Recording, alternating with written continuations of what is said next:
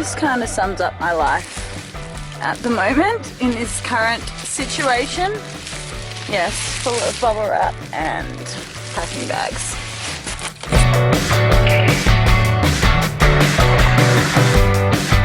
I'm halfway through a move into our new awesome warehouse for macro snacks, which has pretty much been my week this week.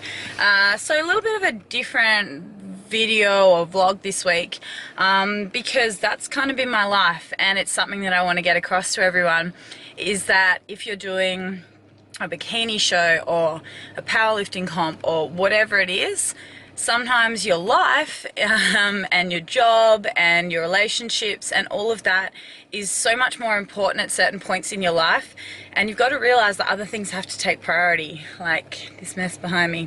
So yeah, this video is kind of more about the business side of things and what I'm up to there. I'm going to be touching on obviously my powerlifting prep as well. I've got one more session for my week of training tonight. It's Saturday. I've got squats, which will be good because I don't really like putting my squat technique on the internet because I'm not happy with it, but I'm going to put it out there, let you guys criticize. I'm open to it, as I'm open to every comment and every bit of feedback, because that's what's obviously going to make me grow and learn. So it is Saturday. We moved into my new warehouse yesterday. It's 300 square meters, so we've got to really set everything up. It's really exciting.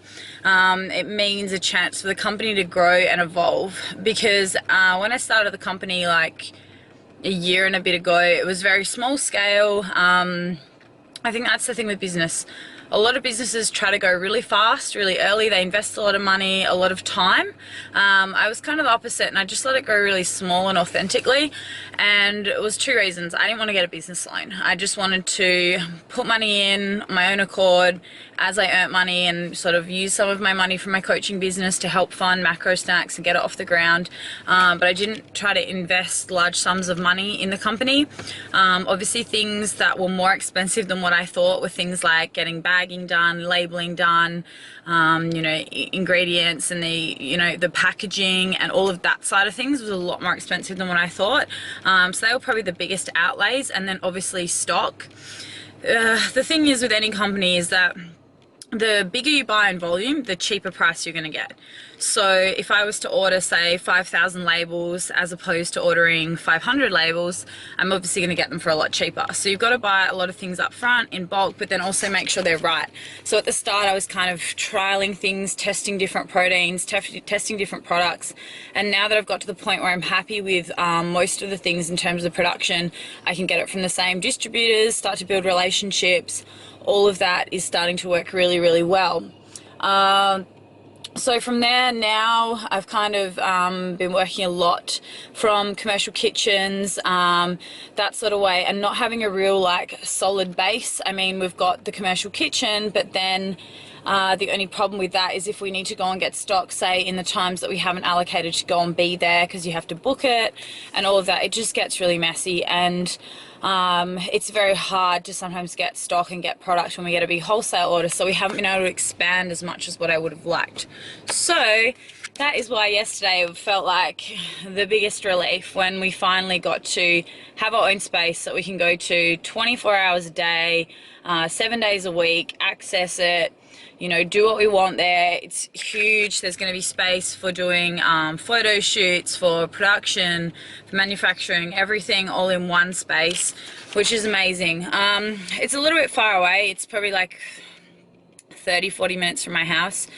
And I do like to live in my bubble, which is like a 10-minute radius. Everything, my gym, my work, my house, the beach, all of that is very close, and I'm very lucky and blessed in that way. But in terms of warehouses and affordability, there is nothing around my area that is within my budget. So we had to move a little bit further south into a more commercial not commercial, industrial area, and that is where the warehouse is being set up, which it feels really safe and everything like that as well, which is awesome.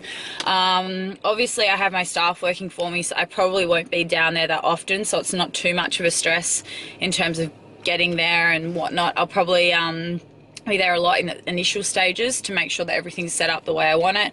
Popping down probably once a week to twice a week, probably on like a Friday and a Monday, just to make sure everything's going smoothly. If there's any, you know, things that I need to repurchase or whatever, obviously we have systems in place for stock take and stuff for that. But yeah, so that's kind of it. Also surprise pop-ins on my stuff, because I think that's the thing with some businesses, why they're not successful, is that they're not involved still when the company gets bigger on the ground floor. And I still want to always be involved on that ground level. I want to be there, seeing how the manufacturing process is going, seeing if they're efficient. Can we be more efficient? Can we give out a better quality product? All of those things, listening to what customers want, listening to feedback. It's also vital when you genuinely care about what you're doing and what product you're putting out there to people. So that's something as well with coaching. Like, it's the same thing with personal training. If you're not investing in like your product, which is your PT, which means educational courses, or it might be education with someone in business or whatever it is, if you're not investing time, effort into like the back end, you're probably not going to be successful in the long run. And that was something I spoke about on Snapchat the other day, is that sometimes I feel like personal trainers today, I don't know this today, but maybe like, now I sound old, I'm not that old, I've been doing this for 9 years, I'm not by any means, you know, a pro or a guru trainer or whatever it is, but I feel like I've got a lot of experience for how old I am, and I'm 28 next week, if anyone wants to know how old I am. But I started pretty much PTing when I was, I think it was like 18 or 19. It was like second year of uni. You can get qualified through sports science. We did like a, I don't know, some certification for a couple of days, and basically because you'd already done a year and a half of sports science, we've done anatomy, physiology, all those units. We just had to sit a few practical assessments, and then you're qualified as a PT, which is awesome because you've already actually done a year and a half, as opposed to other personal trainers do a 6-week course, an 8-week course, and then get certified, which I really don't agree with, but there's nothing I can do about that. Anyway, off track. What I was trying to say is, because there are these quick courses, people don't want to put in the hard work. Someone asked me the other day how to get qualified as a nutritionist, and I said, go to uni. And they like laughed at me. And I was like, no, seriously, like go and get an education, like go and invest time, invest money in doing the best you can. Stop trying to make shortcuts that are going to probably affect you negatively in the long run, or you're not going to end up being successful because you don't have anything behind you. Like, stop trying to make friggin' shortcuts to get where you want to be. Like, put in the hard work. Do what you need to do now, you know, ask all the right questions, you know, be mentored by the right people, like invest money, invest time. They're like my biggest 2 tips. If you want to be a good trainer, or you want to start a company, or whatever it is, invest your time and invest your money. Unfortunately, you have to, but in the long run, that should pay off, and I'm really hoping that that will pay off with macro snacks. And I'm really happy with my coaching business at the moment, and I've still got some great ideas that I want to do with that this year, and I'm still focusing on that as my #1 thing. And just sometimes there's little things that pop up, like this week moving into a new house, that I just have to kind of invest some time, invest some money, buying new benches, buying new mixers, like different things that are going to happen that in the long run that should have payoff. So with anything, so really take your time. It's the same with like hiring a comp prep coach. A lot of the time people hire like a cheap coach, and that is like the worst thing you can possibly do. If you're investing time into your prep, then you need to invest money into your prep as well. I'm not saying you need to go for the most expensive coach, but research your coach, make sure they're educated, make sure they've had results with clients before, not just got them shredded, but got them shredded in a healthy way. I think that's the more important take-home message. Anyone can get someone shredded. Anyone can put someone on a low-calorie diet. I could write some shitty low-calorie diet off the top of my head. I could just tell you to eat 1,000 calories and do an hour of cardio every day for the next 16 weeks and get you shredded. There you go. There's your comp prep. No, that is not what I'm saying. What I'm saying is check how they got that person healthy. How many weeks did it take them to get them lean? How much cardio were they doing? How many calories were they eating? Obviously, not everyone's going to have amazing metabolisms, and sometimes you do have to bring the client's calories down, which you don't want to do all the time, but it might just be for a short period. You know, were they on 1,200 calories or 1,000 calories for 16 weeks, or were they only on that for like the last couple of weeks of their prep? probably not as damaging, you know? So I think what I'm trying to say by this whole like rambling of a video, because now I'm on the way and running late now to go to an all-day business course. Again, investing time, investing money. So what I'm trying to say is invest time, invest money, don't be impatient. Things take time. Good things are worth waiting for, but good things also mean hard work. So I'm going to go to this course. I'll do a little bit of filming while I'm there, and then hopefully get some video footage in the gym tonight.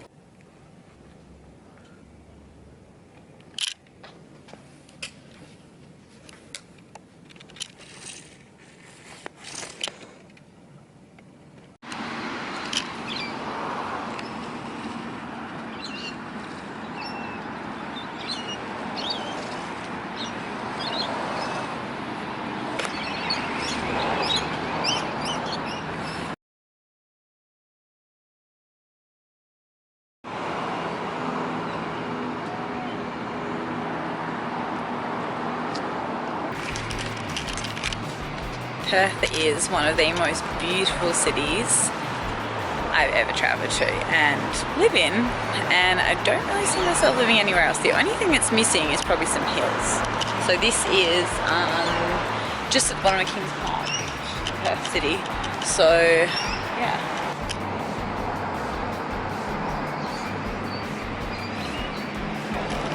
So I am chilling in Perth. This is basically the bottom of Kings Park, just outside the city. You can see the city over there, and I know this is a little bit of a different vlog, but I thought I'd give you a bit of a backdrop today.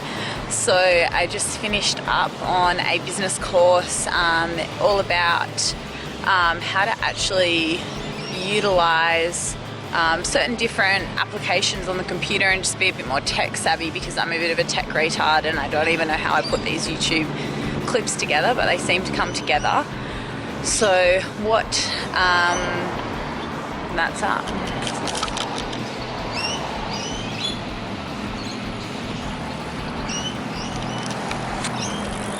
So I guess the whole course was really interesting, but the big thing that I wanted to talk about today was getting into the industry. It's been something that I get emailed about sometimes, and I just feel a bit weird answering it because I don't know, I guess that I feel like anyone that's genuine is going to get into this industry and do really well, flat out. If you're not genuine about what you do, then you're probably not going to do that well. So my biggest thing is that if you're passionate about something, let that shine. I know that I've tried to do things that probably weren't true to me over the years, and that didn't work for two reasons. It made me unhappy, and it also probably didn't look genuine, and then in turn didn't generate into what I wanted it to be. So what I'm trying to do for the next year is just really focus on what's important to me, my goals and passions, and try to express that across with my clients as well. Because at the end of the day, what you put out is what you're going to get back. So if you generate out the type of client that you want to attract in your business, so I love training girls who are strong, who want to feel empowered, who want to tick things off their bucket list, then they're the kind of clients that I'm going to get back in return, fingers crossed. So I think that don't try to be something that you're not. There's enough, you know, Ashley Barnes and Kayla Steins out there and all these people that's not what I'm trying to be. So for me, that's not going to be my target market. It's not going to be your at-home workouts. It's going to be chicks that want to get strong, girls that want a really solid strength program, a structure, they want some education. That's my target market. So if you're a coach out there and you're not sure what your target market is, find out what you enjoy, find out what you're knowledgeable in, and then, you know, build it based on that. Sorry, I'm just enjoying this view. So I guess I wanted to wrap up my final week of my powerlifting this week. I've had a few little niggles in my lower back, so I've been going and seeing a chiro and just getting that adjusted. So I'm at the end of week 4. I'm meant to be doing a 6-week phase and then 1 week deload, but what I think I'm actually going to do is just do 1 more week heavy and then do my deload a week early, just because I'm starting to get a few little niggles and I think it's time. That's a good sign that your body needs a little bit of a break. So if you're not sure when to do a deload or when to do a taper in your program, listen listen to your body. Your own body will tell you when you're ready for a break. That, or you need to look at other factors. So you need to look at, are you getting enough recovery in? Are you, you know, potentially taking recovery supplements, branch chains, magnesium, zinc, all of that sort of stuff? Is your diet right? Are you getting enough sleep? Are you stressed? All of those factors, not just the training. But if everything's getting a little bit too much, it might be a good time to take a deload week. Now, deload weeks. There's different ways of going about a deload. It depends what the ultimate goal is afterwards. So if your point of your deload is, say you've got, like me, a competition, I've still got like 8-9 weeks, then my deload is not going to be like a deload then max test. My deload is literally just going to be a deload. So it's going to be a week where taper back, and then we're going to move into a next phase of programming. It doesn't always have to be that way. It might just be a deload and then go straight back into the training program you're doing. It doesn't mean that you're not in the gym. It can mean just a complete week off. I've said that to some clients sometimes. They just need the mindset of actually leaving the gym and going and doing something else. But for me, it's just actually going to be basically halving my weights and halving the total volume, so that therefore the intensity is going to come down as well. So if I had, say, 5 sets of 5 rep squats, it might be 2 or 3 sets and half the weight that I was using for that. So say I was using 60 kilos, I might just be using 30 kilos for a week. So it's very light, but you're just going through your technique. So when you are structuring deloads, that's why it's good to have a coach or someone that's working with or you really have to know about your own body, and to know when a good time is to take that break in your programming, because you can't just keep smashing your body. It's like cutting calories. Like, you can't just keep going in one direction. Things in life aren't linear, and what's going to happen if you keep cutting down, you're eventually going to break down. So you start getting injuries, you start getting sore, all of those factors. So definitely, if you're not sure about your programming, that's why it's always good to have someone else overseeing it, because you tend to overtrain your own body, rather than if you've got a structure and you've got a plan, you're going to stick to it if someone's given it to you that's educated. So they're my big things on deload. So next week, maybe I'll probably film some upper body again, and then I will probably even film some videos of my deload week. So if there is any things that you do want me to cover, I would love to. So if you can leave any comments, or you can always just send me an email if you don't want to comment on the link. But I would love to know what content you guys would like to see as I build this channel. Some fly on my head. And grow over time. That will be amazing, and then I know what you're interested in, and then if it's also something that I'm interested in and I didn't think anyone want to hear about it, then that's even better.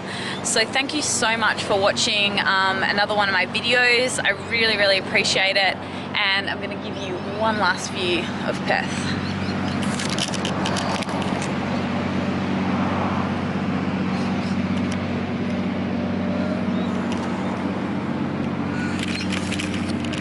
Hit that subscribe button.